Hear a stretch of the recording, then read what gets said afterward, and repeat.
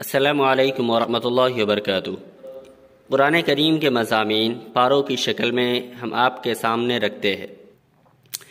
پہلے پارے کا آغاز سورہ فاتحہ سے ہوتا ہے۔ اس سورت کو ام الکتاب بھی کہا جاتا ہے۔ حدیث پاک کے مطابق سورہ فاتحہ میں اللہ تبارک و تعالی نے تمام امراض کی شفا رکھی ہے۔ سورہ فاتحہ کا آغاز بسم اللہ سے ہوتا ہے۔ بسم اللہ کی تلاوت کے ذریعے اس بات کا اظہار کیا جاتا ہے کہ ہم ہر کام کا آغاز اللہ تبارک و تعالیٰ کے نام کے ساتھ کرتے ہیں، جو نہایت مہربان اور بہت رحم فرمانے والا ہے۔ بسم اللہ کے بعد سورہ فاتحہ میں اللہ کی حمد اور ثنا کا بیان ہے کہ تمام تعریفیں اللہ رب العالمین کے لیے ہے، جو کہ مہربان اور بہت زیادہ رحم فرمانے والا ہے۔ اس کے بعد اس بات کا تذکرہ بھی کیا گیا ہے کہ اللہ تبارک و تعالیٰ یوم جزا کا مالک ہے۔ یوم جزا ایک ایسا دن ہے جس میں جزا اور سزا کا صحیح اور حقیقی فیصلہ ہوگا۔ ہر ظالم کافر اور غاصب کو اپنے کیے کا جواب دینا پڑے گا۔ اس کے بعد سورہ فاتحہ میں اس عقیدے کا اظہار کیا گیا ہے کہ ہم تیری ہی عبادت کرنے والے اور تجھ ہی سے مدد مانگنے والے ہیں۔ اس کے بعد اللہ تبارک و تعالیٰ سے سیدھے راستے کی طلب کی گئی ہے، جو کہ ان لوگوں کا راستہ ہے جن پر اللہ تبارک و تعالیٰ کا انعام ہوا، اور ان لوگوں کا راستہ نہیں جو اللہ کے غضب کا نشانہ بنے یا گمراہ ہوئے۔ سورہ فاتحہ کے بعد سورہ بقرہ ہے۔ سورہ بقرہ کے آغاز میں 3 گروہوں کا تذکرہ کیا گیا ہے۔ ایک ایمان والوں کا گروہ جن کا اللہ، یوم حساب، قرآن اور سابقہ کتب پر ایمان ہے، اور جو نمازوں کو قائم کرنے والے اور زکوٰۃ ادا کرنے والے ہیں۔ دوسرے گروہ کافروں کا گروہ ہے جو کسی بھی طور پر ایمان اور اسلام کے راستے کو اختیار کرنے پر تیار نہیں۔ تیسرا گروہ منافقین کا گروہ ہے جو بظاہر تو ایمان کا دعوے دار ہے، لیکن ان کے دلوں میں کفر چھپا ہوا ہے۔ اس کے بعد اللہ تبارک و تعالیٰ نے اس بات کا ذکر کیا ہے کہ جو لوگ رسول اللہ صلی اللہ علیہ وسلم پر نازل ہونے والی کتاب کے بارے میں شک میں مبتلا ہیں، ان کو چاہیے کہ قرآن کی کسی سورت جیسی کوئی سورت لے کر آئے۔ اگر وہ ایسا نہیں کر سکتے تو انہیں چاہیے کہ اس آگ سے ڈر جائے جس کا ایندھن انسان اور پتھر ہے۔ اس پارے میں اللہ تبارک و تعالیٰ نے انسانوں کے جد امجد حضرت آدم علیہ السلام کی پیدائش کا ذکر کیا ہے۔ آدم علیہ السلام کی پیدائش کا واقعہ ان تمام سوالوں کا جواب پیش کرتا ہے کہ انسان کی پیدائش کب، کیوں اور کیسے ہوئی۔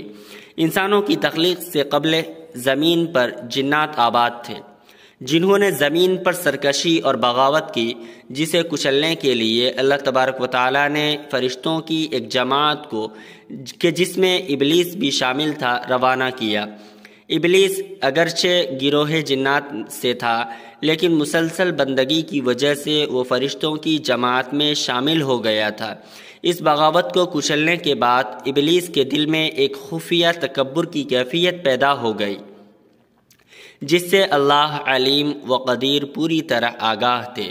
اللہ تعالیٰ نے اس موقع پر انسانوں کی تخلیق کا فیصلہ فرمایا اور فرشتوں کو مخاطب ہو کر کہا کہ میں زمین پر ایک خلیفہ پیدا کرنے والا ہوں۔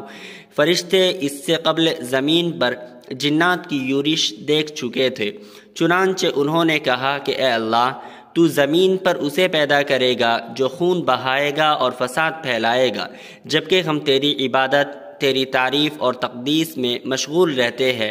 اللہ تبارک و تعالیٰ نے کہا کہ میں جانتا ہوں تم نہیں جانتے۔ اللہ تبارک و تعالیٰ نے آدم علیہ السلام کو مٹی سے بنانے کے بعد ان کو علم کی دولت سے بہرہ ور فرمایا اور ان کو اشیاء کے ناموں سے آگاہ کر دیا۔ اس کے بعد فرشتوں اور آدم علیہ السلام کو جمع کر کے بعض اشیاء کے ناموں کے بارے میں ان سے سوالات کیے۔ چونکہ فرشتے ان اشیاء سے بے خبر تھے، اس لیے انہوں نے اللہ تبارک و تعالیٰ کی پاکیزگی کا اعتراف اور اپنی عاجزی کا اظہار کیا۔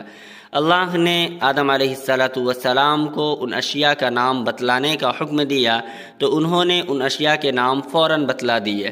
اللہ تبارک و تعالیٰ نے فرشتوں کو مخاطب ہو کر فرمایا کہ کیا میں نے تم کو نہیں کہا تھا کہ میں زمین و آسمان کی پوشیدہ باتوں کو جانتا ہوں، اور جو تم ظاہر کرتے ہو اور چھپاتے ہو اس کو بھی جانتا ہوں۔ جب حضرت آدم علیہ السلام کی فضیلت ظاہر ہو گئی تو اللہ تبارک و تعالیٰ نے فرشتوں کو حکم دیا کہ وہ آدم علیہ السلام کے سامنے سجدے میں جھک جائے۔ فرشتوں میں چونکہ سرکشی نہیں ہوتی، اس لیے تمام فرشتے آدم علیہ السلام کے سامنے جھک گئے، تاہم ابلیس نے آدم علیہ السلام کی فضیلت کو تسلیم کرنے سے انکار کر دیا۔ اس تکبر پر اللہ تعالیٰ نے ابلیس کو ذلیل و خوار کر کے اپنی رحمت سے دور فرما دیا اور آدم علیہ السلام کو ان کی اہلیہ کے ساتھ جنت میں آباد فرمایا۔ ابلیس نے اس موقع پر اس عزم کا اظہار کیا کہ وہ رہتی دنیا تک آدم علیہ السلام اور ان کی ذریت کو راہ ہدایت سے بھٹکانے کے لیے سرگرم رہے گا۔ جب اللہ تبارک و تعالیٰ نے آدم علیہ السلام کو جنت میں آباد فرمایا تو ان کو ہر چیز کھانے پینے کی اجازت دی، مگر ایک مخصوص درخت کے قریب جانے اور اس کا پھل کھانے سے روک دیا۔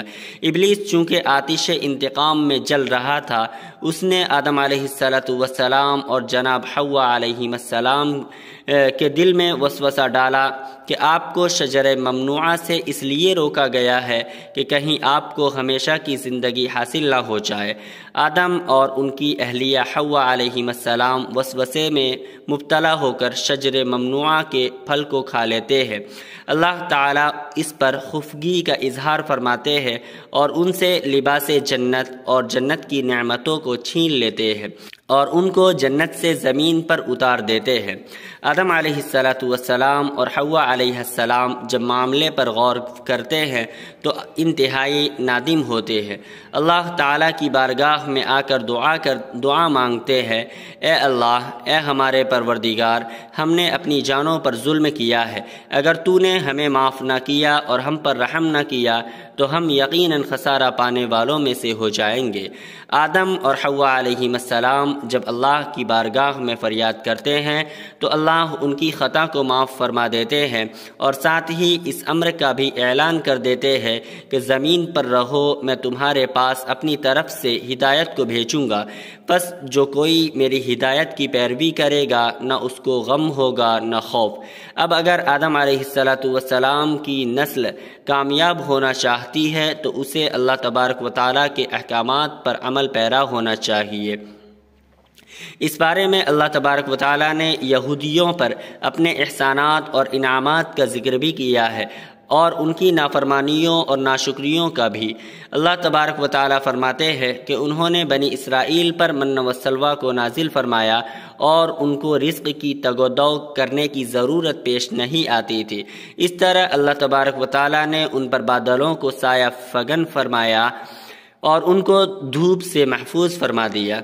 بنی اسرائیل کے 12 قبیلوں کے لیے اللہ تعالیٰ نے 12 چشموں کو جاری فرمایا، لیکن ان تمام نعمتوں کو حاصل کرنے کے بعد بھی وہ اللہ تبارک و تعالیٰ کی ناشکری اور نافرمانی میں مبتلا رہے۔ اس بارے میں اللہ تبارک و تعالیٰ نے جناب ابراہیم علیہ السلام کے واقعے کا بھی ذکر فرمایا ہے کہ انہوں نے اپنے بیٹے اسماعیل علیہ السلام کے ہمراہ اللہ تعالیٰ کی بندگی کے لیے اللہ تعالیٰ کے گھر کو تعمیر فرمایا۔ تعمیر فرمانے کے بعد آپ نے دعا مانگی، اللہ تبارک و تعالیٰ ہمارے عمل کو قبول فرما، بے شک تو سننے اور جاننے والا ہے۔ آپ نے اللہ تبارک و تعالیٰ کی بارگاہ میں یہ دعا بھی مانگی، اے اللہ، اہل حرم کی رہنمائی کے لیے ایک ایسا رسول بھی مبعوث فرما جو ان کو کتاب اور حکمت کی تعلیم دے اور ان کو پاک کرے۔ اللہ تعالیٰ نے جناب ابراہیم علیہ السلام کی دعا کو قبول فرما کر جناب رسول کریم صلی اللہ علیہ وسلم کو مبعوث فرمایا۔ دعا ہے کہ اللہ تبارک و تعالیٰ ہمیں پہلے پارے کے مضامین کو سمجھنے اور ان پر عمل کرنے کی توفیق مرحمت فرمائے، آمین۔